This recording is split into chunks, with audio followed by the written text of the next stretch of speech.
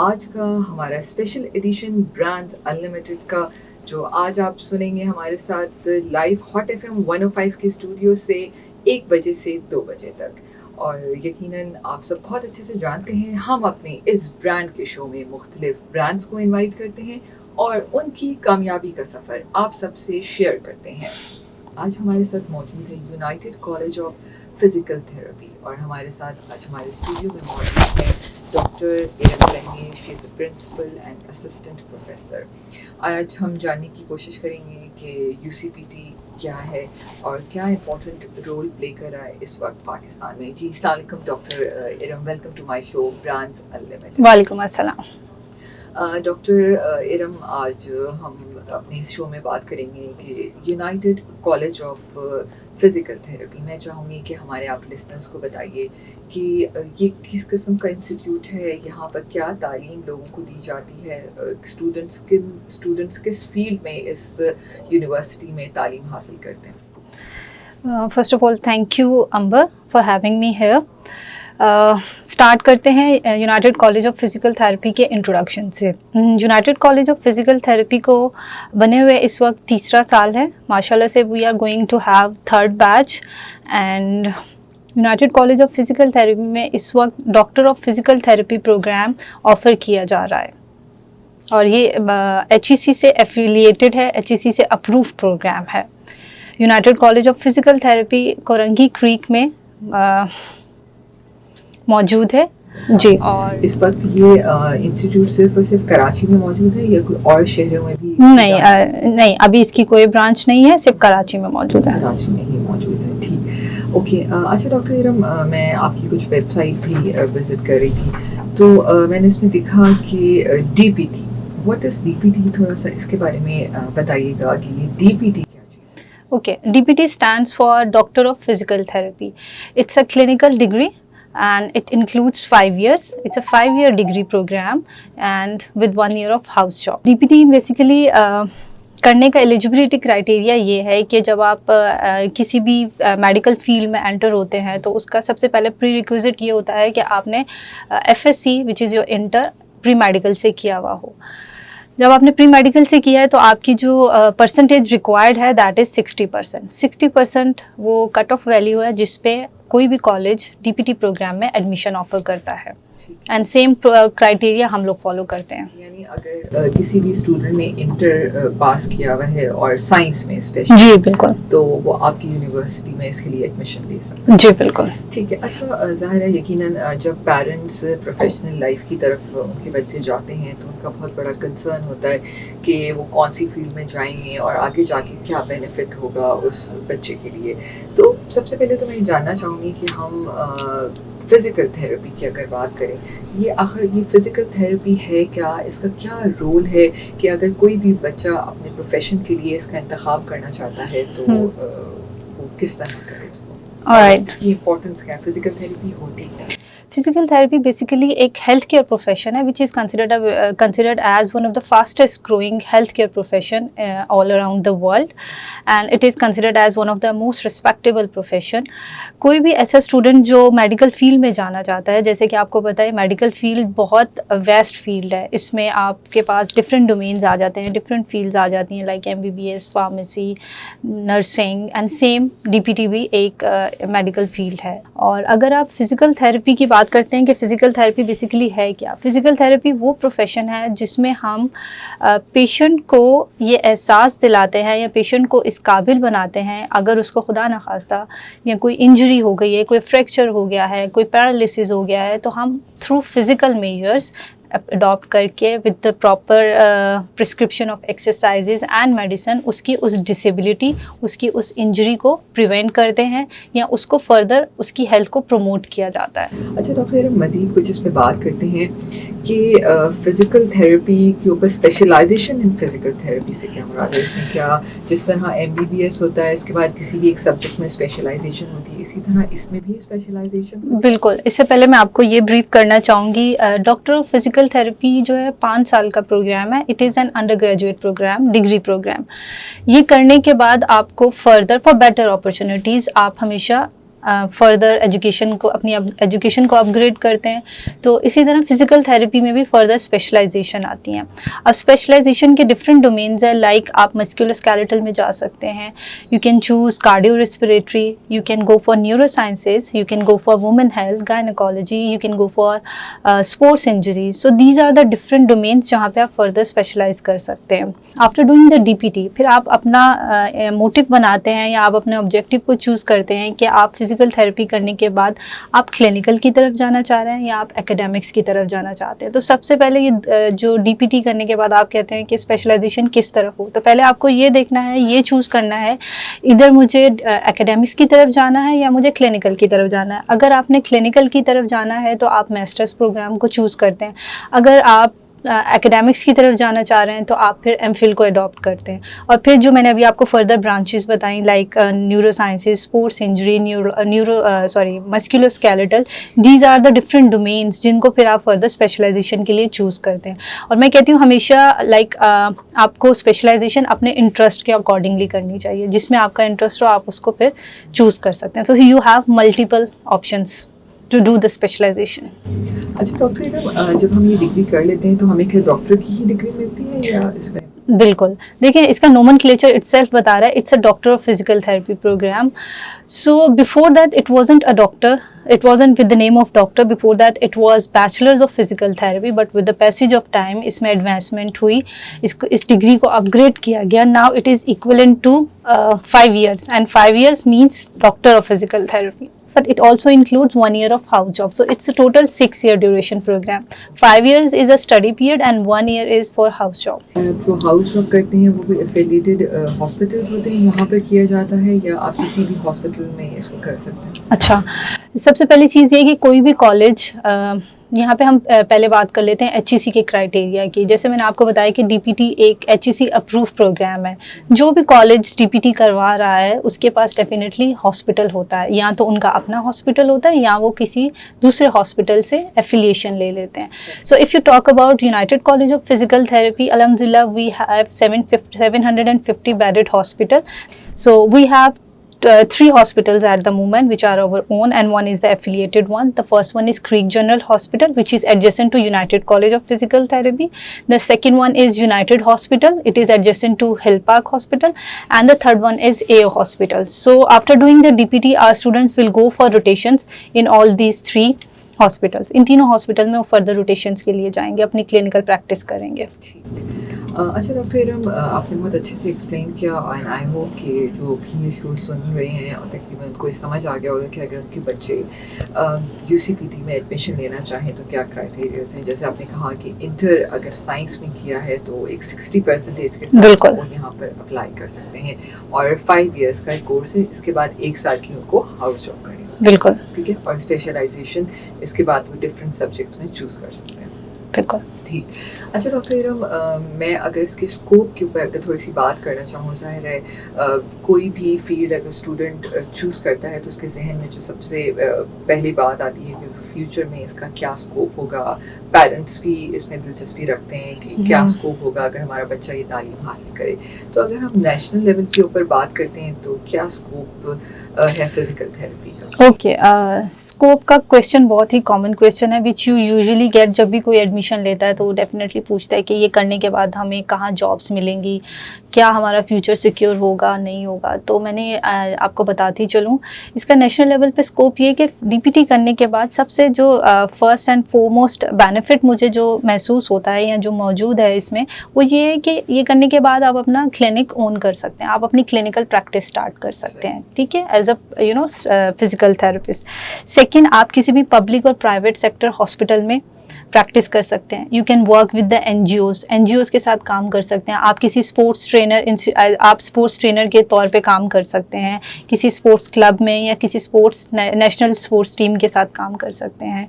इसके अलावा मैंने आपको बताया इसका रोल वुमेन हेल्थ में है, आप गायनेकोलॉजी डिपार्टमेंट में काम कर सकते हैं। So these are the different areas जहाँ पे आप प्रैक्टिस कर सकते हैं या जॉब कर सकते हैं, जॉब अपॉर्चुनिटीज़ आती हैं। इसके अलावा एक बहुत इंपॉर्टेंट चीज़ है, अगर आप एकेडमिक साइड की तरफ इंटरेस्ट रखते हैं तो आप एज ए लेक्चरर जॉब कर सकते हैं। आपका इंटरेस्ट अगर रिसर्च में है तो आप एज अ रिसर्चर वर्क कर सकते हैं। So these are the different domains जहाँ पे या ऑर्गेनाइजेशंस जहाँ पे आप अपनी क्लिनिकल प्रैक्टिस कर सकते हैं। आप किसी भी ऑर्गेनाइजेशन जो लाइक NGOs के साथ काम कर सकते हैं। सो नेशनल लेवल पे तो इसका बहुत ज़्यादा स्कोप है, बहुत ज़्यादा आपको ऑप्शंस और अपॉर्चुनिटीज़ मिलेंगी एक फिज़िकल थेरेपिस्ट को प्रैक्टिस करने के लिए नेशनल लेवल पे। डॉक्टर आपने बिल्कुल सही कहा, यकीनन इसका स्कोप बहुत वास्ट है और देखा जाए तो हमारी एक ह्यूमन बॉडी है और ह्यूमन बॉडी के डिफरेंट हमारे पार्ट्स हैं और यकीनन कहीं ना कहीं इंजरीज़ और बहुत सारी ऐसी और बहुत अदर इश्यूज़ भी हैं। अगर हम हेल्थ की जेनरिक बात करें तो कहीं ना कहीं फ़िज़िकल थेरेपी की बहुत इम्पोर्टेंस है और यकीनन फ्यूचर में बहुत देखा गया है, पास्ट में बहुत एक्सपीरियंसेस ऐसे होते हैं कि ये जो फिज़िकल थेरेपीज़ होती हैं इसकी वजह से पेशेंट्स बिल्कुल ठीक भी हो जाते हैं। बिल्कुल। अच्छा डॉक्टर, अगर हम बात करें इंटरनेशनल लेवल के ऊपर भी, तो उस पे किस किस्म का स्कोप है फ़िज़िकल थेरेपी का, और अगर इसके बाद भी अगर स्टूडेंट यहाँ के अलावा कहीं बाहर जॉब्स वगैरह के लिए अप्लाई करना चाहे तो क्या UCPT की डिग्री वहाँ पर भी मानी जाती है, एक्सेप्टेबल है? हम डॉक्टर इरम से बात कर रहे थे UCPT के बारे में। डॉक्टर इरम, हम बात कर रहे थे इस पे कुछ और ब्रॉडर एस्पेक्ट्स पे आप कुछ UCPT के बारे में बताना चाहेंगे कि इसका इंफ्रास्ट्रक्चर पे अगर हम थोड़ी सी बात करें तो उस पर प्लीज़ थोड़ा सा बताइएगा। Okay, UCPT is affiliated. United College of Physical Therapy is affiliated with University of Karachi, and University of Karachi is one of the oldest university of Pakistan, and it is recognized internationally. So आपने इससे पहले question किया था कि DPT अगर बच्चा यहाँ से करके जाता है तो उसकी इंटरनेशनल लेवल पे क्या वर्थ होगी। तो जब यूनिवर्सिटी ऑफ कराची एक आप कह लें कि इंटरनेशनली रिकग्नाइज्ड यूनिवर्सिटी है, तो वो जो भी प्रोग्राम ऑफ़र कर रही है या जिस भी कॉलेज को वो एफिलिएशन दे रही है उसकी degree automatically it will be recognise internationally. आप जहाँ तक बात करती हैं United College of physical Therapy के इंफ्रास्ट्रक्चर की, तो we have state of the art infrastructure, we have highly qualified faculty, well established labs, fully equipped labs we have, and we do we not only focus on the academic activities, हम student को सिर्फ academic activities की तरफ नहीं लेके जाते, हम उनके लिए एक्स्ट्रा करिकुलर एक्टिविटीज़ भी प्लान करते हैं, वो उसमें भी पार्टिसिपेट करते हैं। प्लस हम उनको रिसर्च की तरफ लेके जा रहे हैं। हमारा ज़्यादा से ज़्यादा फोकस उनकी क्लिनिकल कॉम्पिटेंसीज़ को इम्प्रूव करना है, उनको हैंड्स ऑन स्किल्स सिखाना है, उनकी क्लिनिकल प्रैक्टिस को इम्प्रूव करना है। तो this is the aim of the UCPT। अच्छा डॉक्टर, हम इससे पहले बात कर रहे थे कि इंटरनेशनल लेवल पे क्या स्कोप है फ़िज़िकल थेरेपीज़ का, और अगर बच्चे ये तालीम कंप्लीट कर लेते हैं और वो बाहर किसी और मुल्क में जाके प्रैक्टिस करना चाहें तो उसके बारे में प्लीज़ थोड़ा सा बताइएगा। ठीक है, मैं बहुत सुपरफिशियली आपको ब्रीफ कर देती हूँ कि इंटरनेशनल लेवल पे अगर DPT करने के बाद कोई अप्लाई करना चाहता है तो उसका प्रोसीजर क्या है। सबसे पहले ये देखते हैं कि आप किस कंट्री में अप्लाई करना चाह रहे हैं। डिफरेंट कंट्रीज़ की डिफरेंट इवैल्यूएशन एजेंसीज़ होती हैं, जिसमें डिफरेंट इवैल्यूएशन एजेंसीज़ के 3-4 के नाम मैं आपको बता देती हूँ। One is FCCPT, second is ICD, third is IERF. So these are the different credential agencies. जब आपने DPT कर लिया, सबसे पहला प्रोसेस ये होता है कि आप क्रेडेंशियल एजेंसी को अपनी रिपोर्ट सबमिट करते हैं, अपने क्रेडेंशियल्स भेजते हैं। उस क्रेडेंशियल एजेंसी का काम ये है, वो आपके जितने भी क्रेडेंशियल्स हैं, एजुकेशन डॉक्यूमेंट्स हैं, उनको इवैल्यूएट करते हैं। उस इवैल्यूएशन के बेसिस पे वो एक रिपोर्ट जनरेट करते हैं जिसमें ये बताते हैं कि आपकी एजुकेशन, आपकी क्वालिफ़िकेशन इक्वलेंट है बाहर के स्टैंडर्ड के मुताबिक या नहीं है। तो 2 तरह की रिपोर्ट्स होती हैं, एक तो पॉजिटिव, लाइक जब आपकी एजुकेशन है, क्वालिफिकेशन है, वो उसको मीट कर जाती है। But sometime it may happens कि यू गेट द डेफिशिएंसीज। अगर डेफिशिएंसीज आ जाती हैं तो फिर उन डेफिशिएंसीज को क्लियर करना पड़ता है और दोबारा उस एजेंसी को भेजनी पड़ती है, उसको फर्दर इवैल्यूएट करती है और फिर रिपोर्ट जनरेट करती है। तो पहला स्टेप हमारा ये हो गया कि हमें क्रीडेंशियल्स इवैल्यूएट करवाने होते हैं किसी भी क्रीडेंशियल एजेंसीज के साथ। Once you get the report, उसके बाद आपका सेकेंड स्टेप होता है, आपने स्टेट को सेलेक्ट करना है जिस स्टेट में आप काम करना चाह रहे हैं।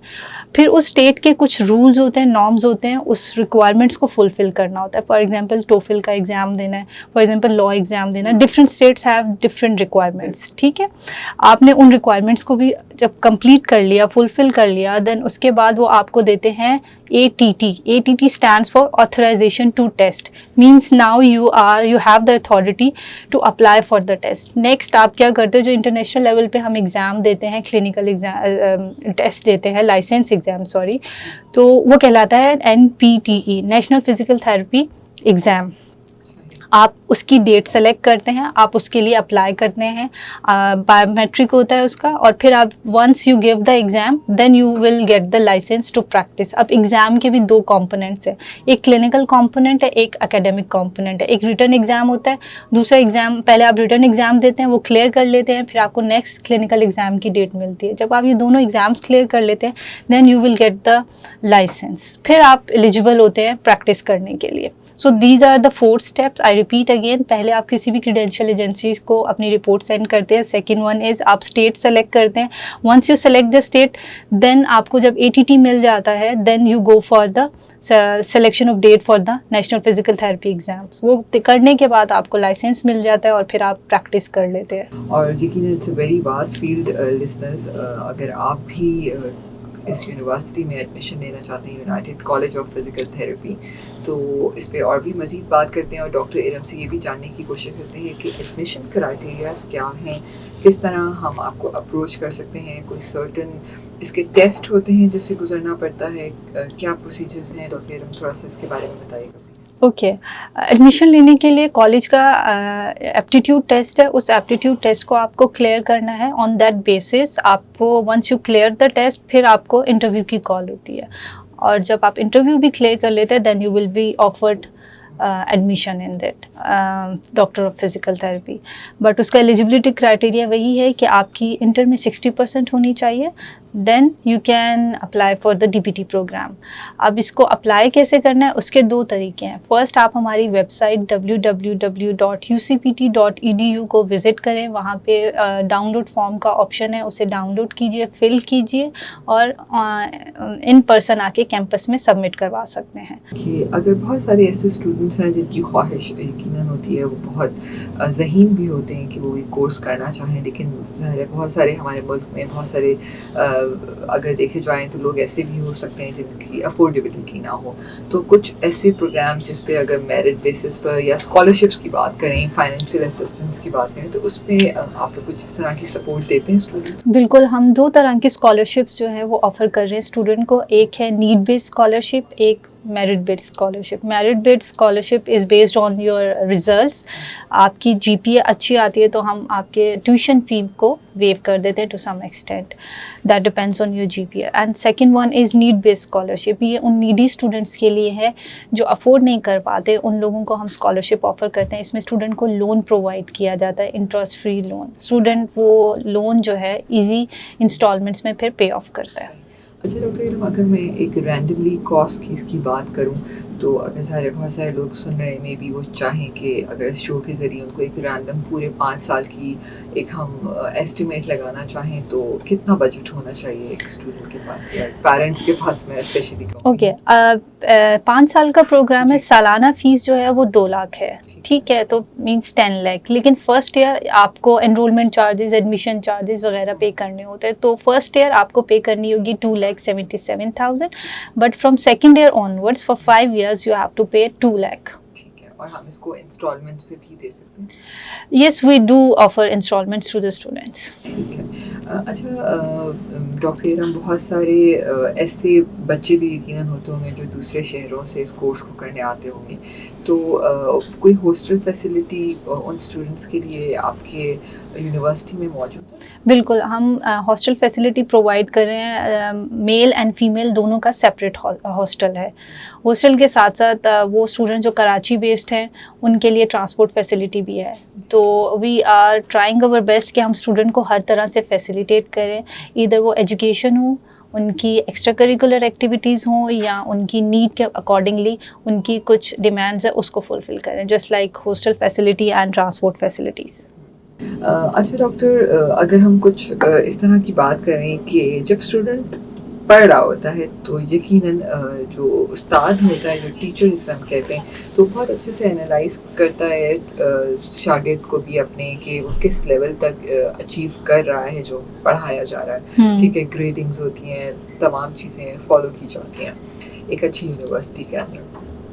अगर कोई स्टूडेंट समझे कुछ पीछे रह जाता है या वो अपने उस स्टैंडर्ड को जो यूसीपीटी के स्टैंडर्ड्स हैं उनको नहीं मीट कर पा रहा, तो क्या टीचर्स की हेल्प कितनी मौजूद होती है उन स्टूडेंट्स को? क्योंकि कहीं ना कहीं बच्चे को चाहे हम यूनिवर्सिटी लेवल पे बात करें या मेडिकल कॉलेज की बात करें, किसी भी लेवल को उस्ताद और टीचर की जो बॉन्डिंग होती है, उनको मोटिवेशनल जो पुश देना होता है वो हमेशा बहुत ज़रूरी है। बिल्कुल। ठीक है, क्योंकि बचपन में अगर बच्चा चाहे क्लास 1 या 2 में हो, लेकिन अगर उसको टीचर अच्छी मिलती है तो एक आगे पुश करता है उसको और वो आगे कदम आराम से बढ़ा लेता है। तो मैं इस पे चाहूँगी कि इस पे आप लोग किस तरह काम करते हैं? क्योंकि ये बहुत इंपॉर्टेंट एस्पेक्ट होता है जो यूनिवर्सिटीज़ शायद कभी-कभी स्किप कर देती हैं कि अगर कोई बच्चा वीक है तो उसको मोटिवेशनल पुश कैसे देना है, उसको आगे कैसे लेके जाना है ज़िंदगी में? ओके। इसका आंसर ये है कि माशाल्लाह से मेरे पास हाईली क्वालिफाइड फैकल्टी है जो कि बहुत ही सपोर्टिव है। हम लोग स्टूडेंट को नॉर्मल क्लासेस जो हमारे नॉर्मल आवर्स होते हैं उसमें तो पढ़ा रहे होते हैं, लेकिन वो स्टूडेंट्स जो क्लास में कोप अप नहीं कर पाते, उस लेक्चर को एब्जॉर्ब नहीं कर पाते, तो हम उनके लिए एक्स्ट्रा क्लासेस भी अरेंज करते हैं। और स्टूडेंट्स हमेशा वेलकम होता है, कोई भी प्रॉब्लम हो वो अपने टीचर से आके डिस्कस कर सकता है। और टीचर भी बहुत ज़्यादा फैसिलिटेटिंग है, सपोर्टिंग है, वो हर लेवल पे जाके स्टूडेंट को सपोर्ट कर रहे होते हैं। उनके लिए डिफरेंट हम लोग एकेडमिक एक्टिविटीज़ अरेंज करते हैं, एक्स्ट्रा क्लासेस अरेंज करते हैं, 1-to-1 डिस्कशंस होती हैं, ट्यूटोरियल्स होते हैं जिसमें वो फर्दर जो भी उनकी लैकिंग्स हैं उसको मीट कर सकते हैं। सही। अच्छा डॉक्टर इरम, अगर हम बात करें काउंसलिंग ऑफ करियर की, ठीक है, क्योंकि जब स्टूडेंट्स पढ़ रहे होते हैं तो सारे डिफरेंट माइंडसेट होते हैं करियर को चूज़ करने के लिए, तो उसमें भी क्या टीचर्स या को यूनिवर्सिटी के लेवल पे उनको भी थोड़ा सपोर्ट किया जाता है या उनको गाइडेंस दी जाती है कि आपको इस फील्ड में जाना चाहिए? कि करियर काउंसलिंग पे आप लोग कितना काम करते हैं स्टूडेंट्स के साथ? ओके, हमारा एक प्रोटोकॉल है या कह लें कि एक प्रैक्टिस है। हम स्टूडेंट्स के लिए different CMEs continue medical education program, seminars, workshops वगैरह अरेंज करवा रहे होते हैं। इसी तरह हम कैरियर काउंसलिंग पे भी फोकस करते हैं। कैरियर काउंसलिंग के लिए हम स्टूडेंट्स के लिए टीचर्स तो साइड बाय साइड कर ही रहे हैं उनकी काउंसलिंग, बट इसके साथ हम लोग डिफरेंट एक्सपर्ट्स को बुलाते हैं जो करियर काउंसलिंग के ऊपर फोकस करते हैं, स्टूडेंट को गाइड करते हैं कि अगर वो इंटरनेशनल लेवल पे जाना चाहते हैं तो किस प्रोसीजर को फॉलो करेंगे, किस करियर को वो किस तरह से उस प्रोसीजर को फॉलो करेंगे, कौन सा करियर वो चूज़ कर सकते हैं, किस बेसिकली ये डिपेंड करता है स्टूडेंट के इंटरेस्ट पे। जी, बिल्कुल। अच्छा डॉक्टर इरम, अगर हम बात करें थोड़ा सा कोविड-19 के बारे में, और यकीनन इस पेंडेमिक में अगर सबसे ज़्यादा कोई मुतासर हुआ है तो वो हमारे बच्चे मुतासर हुए हैं। चाहे हम यूनिवर्सिटी लेवल पे बात करें, चाहे हम स्कूल लेवल पे बात करें, तो यकीनन कहीं ना कहीं बच्चे बहुत ज़्यादा सफ़र हुए हैं। और लेकिन मैं इस बात को भी बहुत सल्यूट करती हूँ कि हमारे उस्ताद ने किसी भी उस पर पीछे नहीं हटे और उन्होंने बहुत ही मेहनत की है कि वो किसी तरह भी इन बच्चों को ऑनलाइन सेशंस के ज़रिए जो कोर्स आउटलाइंस थी उसको पूरा कर सकें। तो अगर हम United College of physical therapy की बात करें तो ड्यूरिंग द पेंडेमिक आप लोगों ने किस तरह अपनी क्लासेस को कंटिन्यू रखा, किस तरह के कोर्सेज ऑनलाइन किस तरह की, इस पर मैं चाहूँगी कि आप थोड़ा सा बताइए। बिल्कुल, इस कोविड-19 आउटब्रेक ने बहुत ज़्यादा इफ़ेक्ट किया एजुकेशन सिस्टम को। जहाँ दूसरी जगहों पे उसके असरात आए हैं, वहाँ एजुकेशन भी इफ़ेक्ट हुई है, बट हमने पूरी कोशिश की है कि हम अपने स्टूडेंट्स को फैसिलिटेट कर सकें। हमने ऑनलाइन सेशंस रखे थे, ऑनलाइन क्लासेस उनकी प्रॉपर रहीं, उनके ऑनलाइन एग्ज़ाम्स हमने कंडक्ट किए, एंड देन फाइनल जब ये कोविड इनका जैसे ही कॉलेज रिज्यूम हो गया, फिर हमने इनके फिज़िकल एग्ज़ाम्स भी किए हैं। तो ड्यूरिंग द पैंडेमिक उनकी प्रॉपर ऑनलाइन क्लासेस हमने स्केड्यूल की थी। तो बिल्कुल प्रॉपर SOPs के साथ हमने कैंपस रिज्यूम किया है। स्टूडेंट्स जो हैं वो मास्क पहन रहे हैं, प्रॉपर सैनिटाइजर्स हमने लगवाए हुए हैं, वहाँ पे वो अपने हैंड्स को सैनिटाइज करते हैं। स्टूडेंट के ख़ुद के पास भी पॉकेट सैनिटाइजर्स हैं जिससे वो अपने आप को सैनिटाइज कर रहे हैं। सेकेंडली सोशल डिस्टेंस को मेंटेन किया गया है, क्लासेस में भी सोशल डिस्टेंस है। अगर स्टूडेंट्स का ग्रुप ज़्यादा है, स्ट्रेंथ ज़्यादा है, तो हमने उसको 2 इक्वल हाफ में ब्रेक करके उनको डिफरेंट क्लासेस में अरेंज किया है। इसमें थोड़ी सी टीचर की एफर्ट ज़्यादा है क्योंकि उसको एक ही सेशन 2 दफ़ा लेना पड़ रहा है। तो हम प्रॉपर SOPs को फॉलो करते हुए, including mask, wearing of mask, use of sanitisers, and the third one is social distance, उसको मेंटेन कर रहे हैं। अच्छा, अगर हम बात करें एज अ अपॉर्चुनिटी बेस पर कि यकीनन आपके पास टीचर्स भी हैं और जो बच्चों को पढ़ाते हैं, अगर कोई टीचर आपकी United College of physical therapy में आके बच्चों को पढ़ाना चाहे तो कोई क्राइटेरिया उसके लिए भी आपने सेट किया? बिल्कुल जिस तरह मैंने आपसे कहा कि अगर हम एचईसी की बात कर रहे हैं तो हायर एजुकेशन कमीशन जो है वो सिर्फ स्टूडेंट के ऊपर एप्लीकेबल नहीं होता, एडमिशन पॉलिसी के ऊपर एप्लीकेबल नहीं होता, वो टीचर्स के ऊपर भी एप्लीकेबल होता है। तो हायर एजुकेशन कमीशन यही कहता है कि आपके पास कॉम्पिटेंट फैकल्टी होनी चाहिए। Competent faculty means you should have a post graduate faculty member. हर अब एकेडमिक्स की बात करते हैं तो उसमें डिफरेंट पोस्ट आती हैं, like lecturer, senior lecturer, assistant professor, associate professor, तो उनका अपना एक क्राइटेरिया है। तो जो फैकल्टी उस क्राइटेरिया को फुलफिल करती है, जो कॉम्पिटेंट होती है, डेफिनेटली उसको अपॉर्चुनिटी मिल जाती है। Thank you so much doctor Iram, आप मेरे शो में आई। और सामीन, मैं बिल्कुल उम्मीद करती हूँ कि आपने आज बहुत सीखने की कोशिश की होगी, और अगर आप United College of physical therapy में एडमिशन लेना चाहें तो उनकी वेबसाइट पे जाके विज़िट कीजिए और यकीनन आप अपने आप को वहाँ पर इनरोल कर सकते हैं। और आखिर में कुछ कहना चाहेंगे? कैसा लगा आपको मेरे शो पे आके, रेडियो की अफादियत पे कुछ कहना चाहेंगे? माशाल्लाह से आपके साथ बहुत अच्छा लगा, बहुत इंफॉर्मेटिव सेशन रहा, आपने बहुत अच्छे सवालात किए। तो thank you for the opportunity, thank you for having me here and wish you best of luck. Thank you so much.